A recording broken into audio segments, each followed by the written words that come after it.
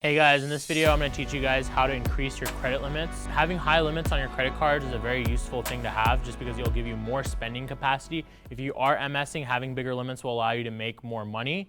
If you are not MSing, they'll still allow you to have a higher credit score because they'll give you a greater amount of total limits available. And one of the biggest factors in your credit score is credit utilization.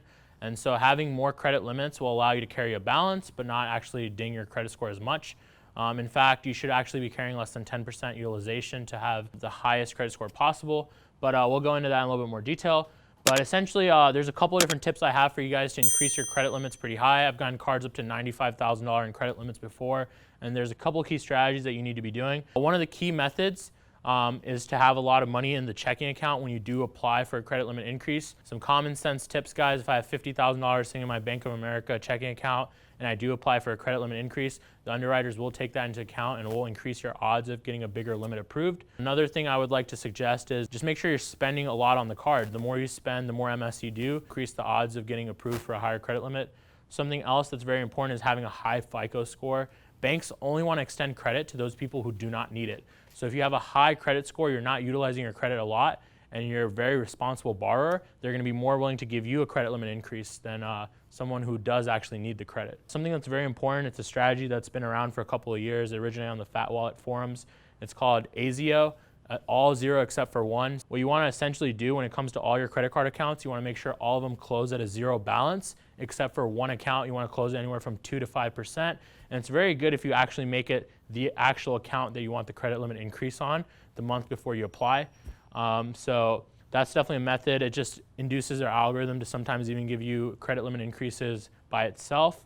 Another method that's very effective is when I like to talk to the underwriters and I like to basically tell them to match my existing credit limits. So if I have a card that has a higher credit limit than the one I'm currently trying to get an increase on, let's say I have a $30,000 Citibank card and my current card only has a $20,000 limit with Bank of America, I'll tell them to match that credit limit with the other bank, and then I'll tell them that having a similar credit limit will allow me to give my business to them, and also it'll allow me to keep my utilization low. If they match that credit limit, it'll give me more incentive to actually do business with them than currently.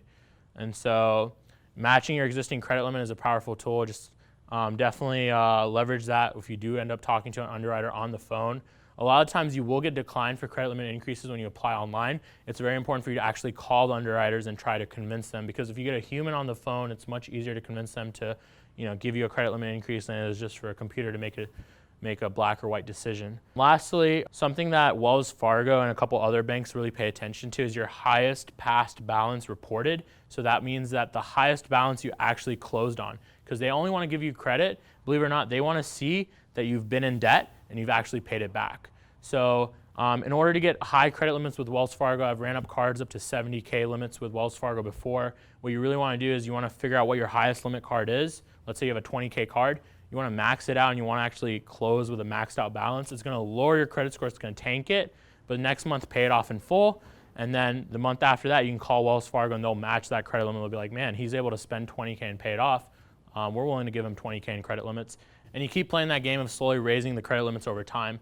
Something else that's very useful when it comes to matching the existing credit limits or the highest past balance is just adding trade lines. If you have buddies that have 50K credit cards, have them add you. Sometimes those are just enough to have either one of these methods work. Just want to give you guys some quick tips that you guys can utilize to get those limits increased. And as you guys will see in the next video, having high credit limits can be lucrative, especially if you're selling trade lines or if you're selling your authorized user spots. And we'll go into that detail in the next video.